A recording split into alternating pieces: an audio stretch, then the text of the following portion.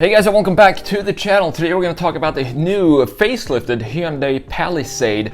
It's been a great success for the brand since its introduction in 2020 with over 100,000 units sold, and now Hyundai has decided it's time for a little bit of a facelift for this popular model. And what a great facelift this is.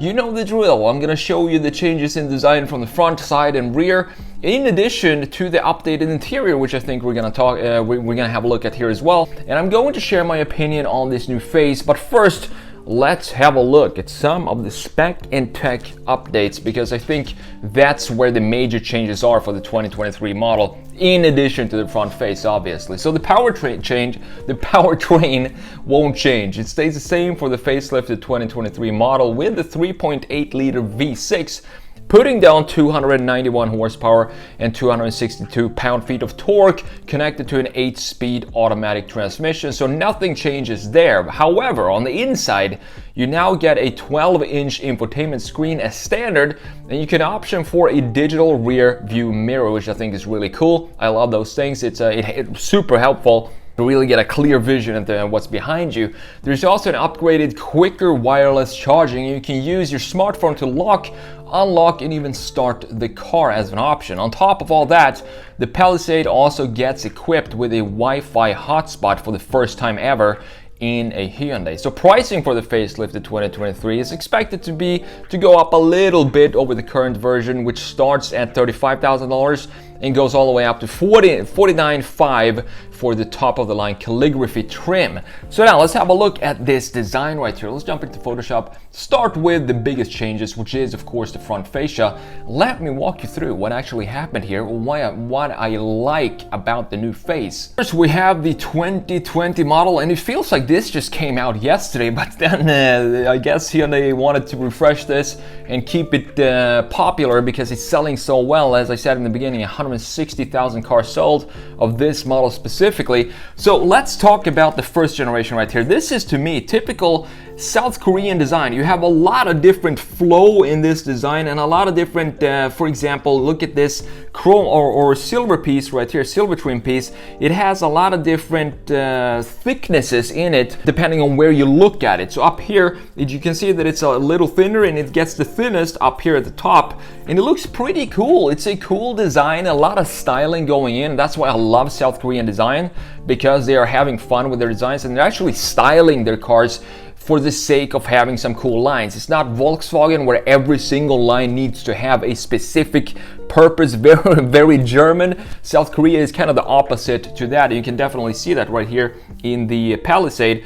You also have the thicker bar right here, but I've never really been a fan of this specific grille, and the reason for that is it looks like here it gets like squished in the lower part right here, so it feels like it's something is pushing in this grille at this point, and it feels a little unnatural when I look at this from a straight front view like this. What I love about this design is the treatment of the LEDs, because right now we have this big LED right here, and it looks like it kind of fades away. It continues behind this body piece right here, but it looks like it's one single piece going through here all the way down to the bottom. And I also like that they haven't bent inwards, even though it kind of makes the car maybe a little narrower looking visually, but it still looks really cool, and it gives it a super distinctive face as well. And we have a lot of lines going on in the hood, as you can see here as well. Very South Korean, and a lot of fun, expressive design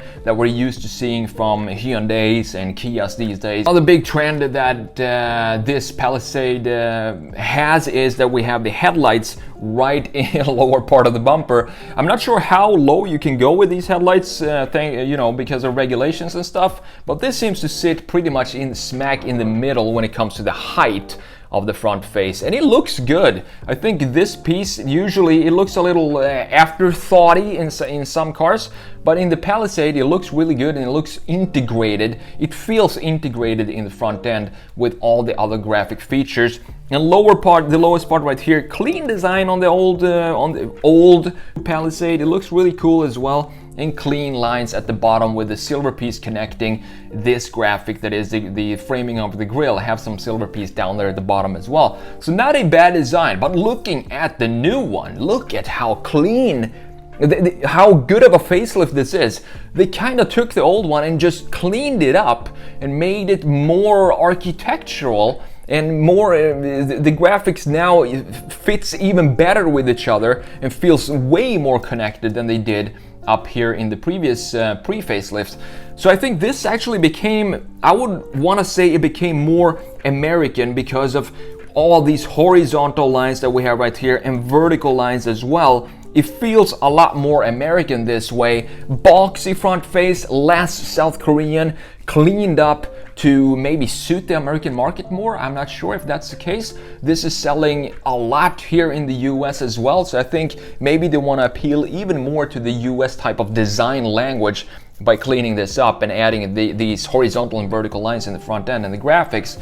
So I think this looks absolutely fantastic and is a really good example of how you can take a pretty recent design and clean it up to create a beautiful looking facelift for a model like this, while still retaining the clear identity of what it is. You still clearly can tell that this is a Palisade and nothing else, and that specifically goes for, I think the LEDs have a lot to do with that as well. You can see here, looking at the old LEDs where they go in like this, on the new one you have them go straight, and they're also pushed further out to the sides, and what that does, I think you know what it does. It makes the car look wider than what it is. It's of course the same width technically, but visually it looks wider when you push out the LEDs to the far end, like the Cadillac CT6 for example. Playing with graphics like this, it really helps to visually transform the design and the volumes of the car, and I think Hyundai did a great job with that. And now the framing of this grille also has a more clean cut design. The width of this framing feels like it's more continuous across the entire frame here, and it also goes very vertical and very horizontal here, as you can see, creating a nice housing for the big grille that we have in the middle. And you can see that the grille the grille pattern has also been redesigned for the 2023 model.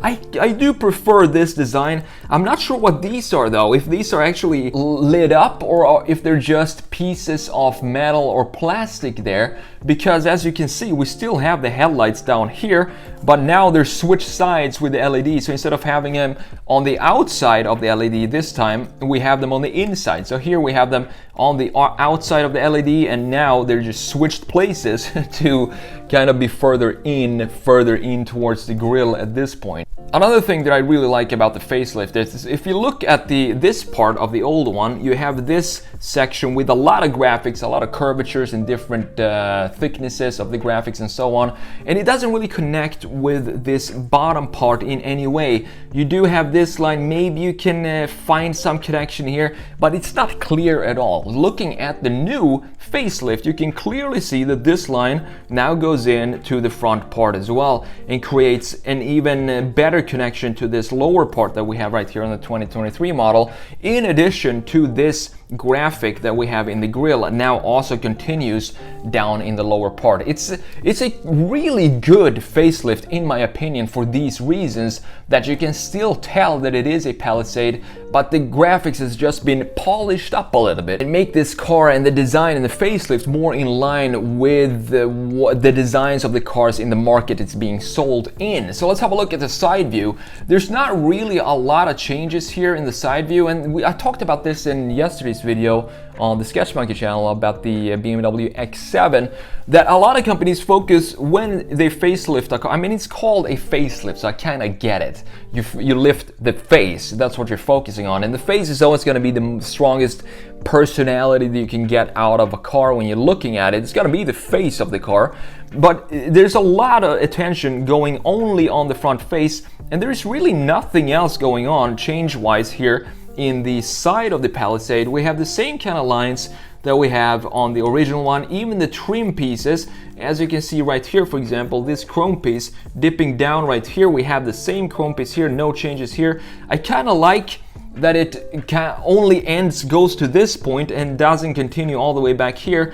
I didn't like that at first, but now I think it gives the car, the Palisade, a bit of more character and originality when you have the trim piece going like that and not all the way around the windows. You also have, of course, these new wheels. I think these are 20-inch wheels. I kind of like the design of them. Reminds me a little bit of Lincoln Aviator wheels or something like that, but it looks good. So let's have a look at the rear view before we look at the interior. There are a couple of changes in the interior that I want to point out as well. Same thing here, not a lot going on in the rear view when it comes to the change and facelift. We do have a new diffuser back here. So this is the old diffuser, as you can see on the 2020 model. It still looks pretty clean and integrated enough in the design of this car, but I still think that this treatment of the rear diffuser right here, it looks cleaner, and the reason for that is we have this light, which I kind of like because it continues from this graphic feature detail right here and then continues into the bumper. So we have maybe more of a connection in the 2020 model than we have on the new one. But I still prefer this design of the rear diffuser. I love these little slots that we have in the lower part of this diffuser right here. And now we have the same light that we have here is now being integrated in a different way, almost as a line or a top frame of the lower part of the diffuser. Quickly here, have a look at the interior. I think Hyundai are doing a great design when it comes to interiors. This, as you can see, the 2020, this looks analog to me, these dials right here, which is fine. I don't mind analog gauges at all. I think in some cases it's actually preferable to have analog gauges like this, and then you have the display in the middle where you can do whatever you want and have different types of information on. But other than that, it looks pretty similar to the new facelift version. You can see the vents have definitely changed style here. You have the vents in the middle here, but I think this looks so much better by having the vents stretching across the entire line of the interior. And on top of that, it looks like you have some ambient lighting down here now as well, which looks pretty cool and just adds to the overall feeling. Good vibes in the in the interior. You also have a new steering wheel. This is something that we've seen. This is a steering wheel that we recognize from other modern Hyundai vehicles. I think it looks good. Some people don't like the steering wheel. I can see why. It has this weird little shape on here that kind of connects the lower part of the steering wheel. But other than that, it's just a unique looking steering wheel, and it goes in line with, I think, the South Korean design philosophy to style things a little bit more than maybe other parts of the world. And the gauge cluster is now also in line with the newer Hyundai models by having these white dials, all digital, and this entire screen is now digital as well. When it comes to the center console, not a lot of changes here. As you can see, it's pretty much the same as the old one down here, and that goes for the, I think this is 12-inch infotainment screen in the middle. Looks very similar as well. So overall, a fantastic facelift by Hyundai, and I think they did a good job transforming the 2020 model, and as I said, keeping the identity, because no one is gonna see the new Palisade and not know what it is. It still has the same feeling to it. It's just a little bit more polished and refined than it was before.